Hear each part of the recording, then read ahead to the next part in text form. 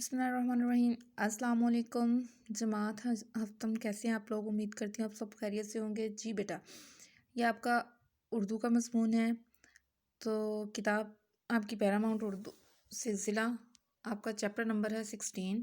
اس کا عنوان ہے سفر نامہ ترکی اور یہ پیج نمبر ہے 83۔ تو اوپن کر لیجئے اپنی بک۔ آج ہم پڑھنے جا رہے ہیں سفر نامہ ترکی۔ تو سب سے پہلے میں آپ لوگوں کو اس کے لکھنے والے سے متعارف کرواتی ہوں۔ تو لکھنے والے جو ان کے مصنف ہیں ان کا نام ہے علی سفیان آفاقی۔ وہ ایک ہمہ جہت فنکار تھے، یعنی کہ وہ ہر طرح کا لکھنے والے تھے۔ صحافت، فلموں کی کہانیوں سے لے کر ہدایت کاری تک اپنے فنی جوہرات نہایت عمدگی سے دکھائے۔ انہوں نے مختلف قسم کی فلمی کہانیاں بھی لکھی ہیں۔ انہوں نے صحافت یعنی اخبار میں بھی بہت زیادہ لکھا ہے، اور ہر طرح سے اپنی فنی جو ان کی صلاحیت تھی، ان کے جوہر انہوں نے طرح طرح سے دکھائے ہیں۔ سیلانی مزاج کے باعث سیر و سیاحت سے بے حد شغف رکھتا تھا ان کو شغف لگاؤ یعنی محبت، ان کو اپنے یہ پوری دنیا سے دیکھنے سے یا پھر ان کو سیر و سیاحت سے بہت زیادہ دلچسپی تھی، اس لیے وہ ہمیشہ سفر کرنے کو ترجیح دیتے تھے۔ ملکوں کی سیر کی اور سفر کے دوران پیش آنے والے جو بھی حالات واقعات ان کو پیش آئے، انہوں نے ان کو قلم بند کر دیا، ان کو بہت ہی خوبصورتی کے ساتھ لکھ دیا۔ تو اکثر ان کے ہمراہ سفر میں بڑ صاحب اور خان صاحب بھی ہوتے تھے، اور جن کی پر مزاج باتوں سے تحریر میں گفتگی اور شوخی پیدا ہو جاتی ہے۔ مطلب وہ دونوں ایسے کردار ہیں جن سے ان کی تحریر میں بہت خوبصورتی پیدا ہو جاتی ہے، جس سے پڑھنے والے کے لیے ایک تازہ دم ہو جاتے ہیں، مطلب ان مزاح کا پن پیدا ہوتا ہے، اور جس سے ان کی تحریر اور بھی زیادہ اچھی ہو جاتی ہے۔ یہاں پہ آپ کے سامنے شیئر کرنا چاہتے ہیں، انہوں نے یہ شیئر کیا، ان کا ایک سفر نامہ ہے، سفر نامہ ترکی۔ جب وہ ترکی گئے تھے تو وہاں پہ انہوں نے جس قسم کے حالات کا سامنا کرنا پڑا، اور جو چیز وہاں پہ انہوں نے دیکھی، وہ آپ کے ساتھ شیئر کر رہے ہیں اس سبق میں۔ تو آئیے سب سے پہلے ہم پڑھتے ہیں کہ انہوں نے کیا چیز بتائی ہے۔ سب سے پہلے نمبر پہ انہوں نے بتایا ہے، یہ دیکھیں، ترکی کی پاکستان کے ساتھ محبت، ترکی والوں کی پاکستان کے ساتھ محبت۔ تو جیسے اس بات کا اندازہ اس بات سے لگایا جا سکتا ہے، جیسے آپ لوگوں نے سبق پورا پڑھا ہے، اس میں اگر نہیں پڑھا کسی بچے نے تو پھر سے اس کو ایک دفعہ پڑھے۔ جب یہ لوگ اپنی منزل پر روانہ ہونے کے لیے ایک ٹیکسی میں بیٹھے تھے، تو ٹیکسی ڈرائیور نے پوچھا کہ آپ لوگ کہاں سے آئے ہیں، ویئر آر یو کم؟ تو بٹ صاحب نے اور انہوں نے بتایا، مرزا صاحب اور مرزا مشرف تھے ان کے ساتھ، انہوں نے بتایا کہ ہم لوگ پاکستان سے آئے ہیں۔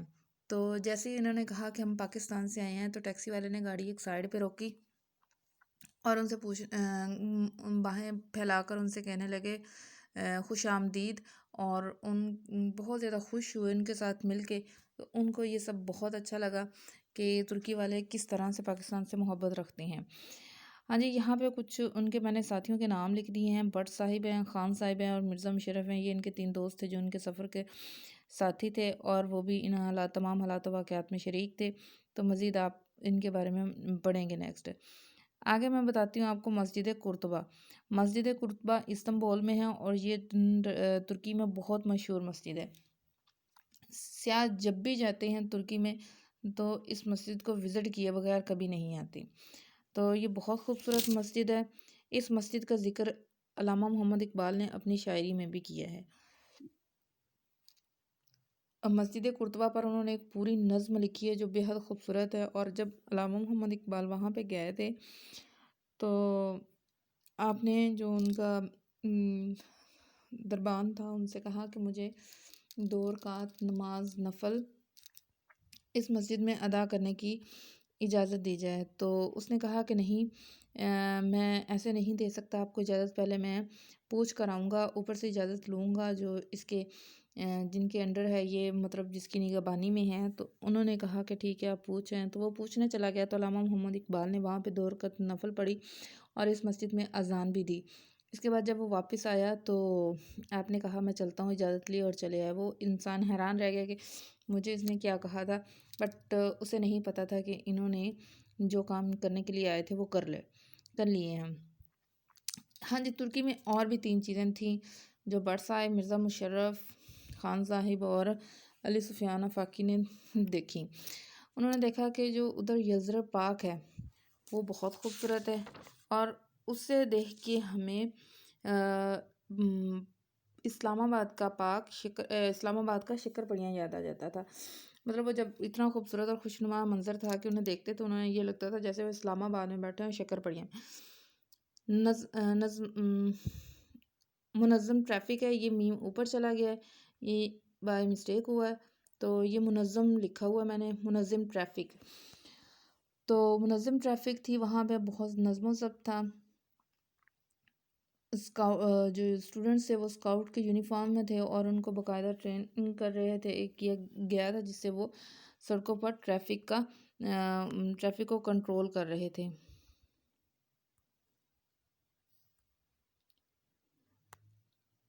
جی، تو نیکسٹ ہے ہمارا مشہور کھانے. آپ لوگوں نے سبق میں پڑھا ہوگا، ابھی میں پھر سے ریپیٹ کرتی ہوں. وہاں پہ بہت ان کے جو مشہور کھانے تھے وہ انہوں نے کھائے.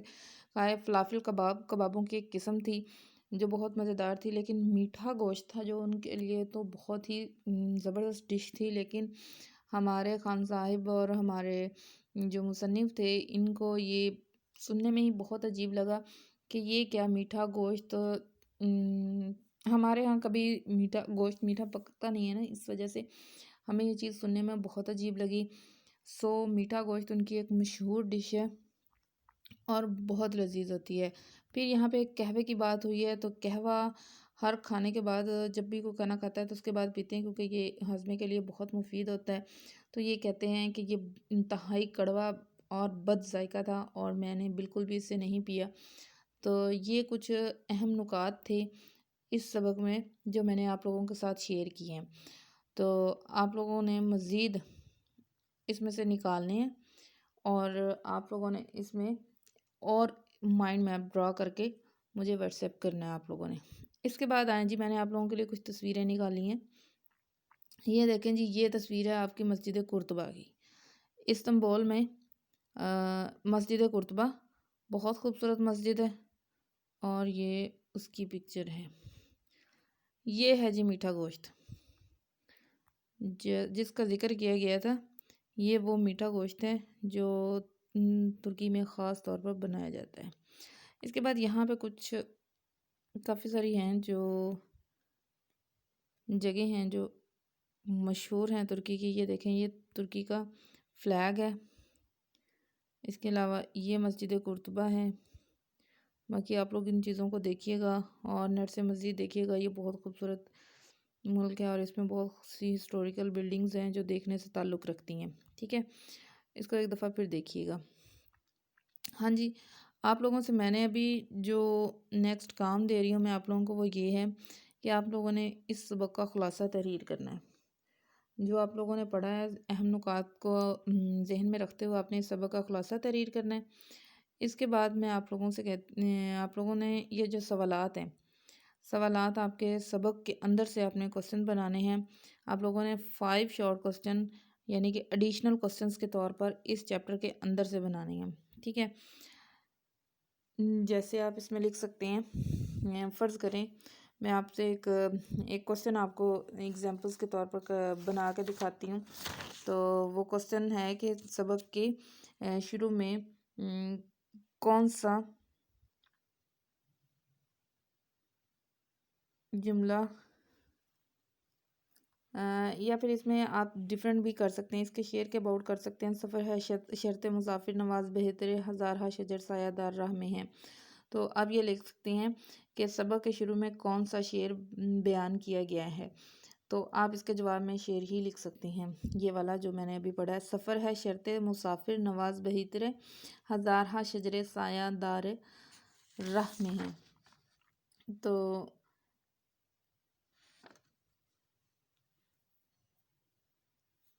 اس کے بعد آپ یہ بھی لکھ سکتے ہیں کہ جو مسجد دیکھی تھی انہوں نے باسفورس کے کنارے پر، وہ کس صدی کی خوبصورت مسجد تھی. تو اس کا آپ آنسر لکھیں گے وہ 19ویں صدی کی خوبصورت مسجد تھی. یہ کچھ ایڈیشنل کوسچنس کے میں نے آپ کو ایگزامپل دی ہیں. آپ لوگوں نے اس ایگزامپل کو کرنا ہے اچھے طریقے سے. آپ لوگوں نے 5 کوسچن ریڈی کرنے ہیں. اس کے علاوہ جو آپ کے چیپٹر کے اندر کوسچنز ہیں نا ان کو بھی آپ لوگوں نے کرنا ہے. اگر کسی کی سمجھ نہ آ رہی ہو تو مجھ سے پوچھ لیجئے، آپ لوگوں سے میں نے مکمل کروا دیے. اس کے بعد ہے مشکل الفاظ کے معنی. تو میں ابھی مشکل الفاظ کے معنی آپ لوگوں کو کرواتی چلوں. کچھ الفاظ ایسے ہیں جو آپ لوگوں کو شاید سمجھ میں نہ آئے، اس لیے میں آپ لوگوں سے شیئر کرتی ہوں. فکرہ کسنا، پرمزاح بات کرنا یا طنز کرنا. کسی کو یہ فکرے کسنا ایک اچھی عادت نہیں ہوتی، کیونکہ اگر تو آپ نے مذاق میں کہا ہے تو الگ بات ہے، لیکن یہ طنز کے معنوں میں آتا ہے. فکرے کسنا طنز کے معنوں میں آتا ہے، تو اس کا آپ لوگوں نے میننگ یاد کرنا ہے، طنز کرنا. کوہر کہتے ہیں دھند کو. سردی کے موسم میں پانی کے بخارات کا کثیف ہو کر دھندلا ہو جانا، یہ کوہر کہلاتا ہے. اس کے بعد ہے مروب کن روب میں آ جانے والی کیفیت ہوتی ہے، جس سے انسان بہت زیادہ رنائی کہتے ہیں خوبصورتی کو. اس کے بعد ہے آپ کا ایک لفظ مصافحہ.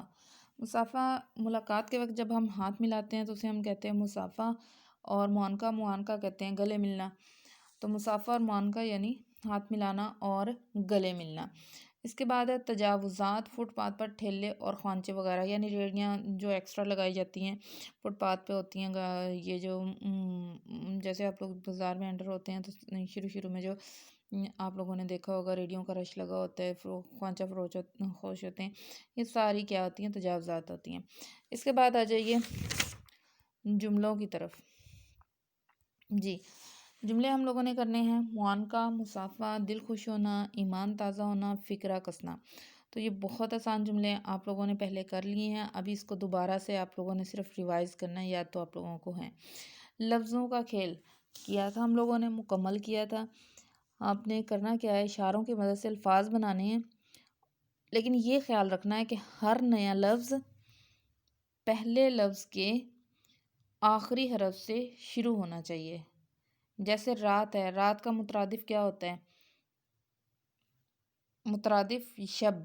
شین اور بے لکھنے کے بعد آپ نے بے سے آپ نے فنا کا متضاد لکھنا ہے. فنا سے مراد فنا کا متضاد مطلب اس کا الٹ لکھنا ہے، تو اس کا بقا آ جائے گا. بے، دو نقطوں والا کاف اور الف.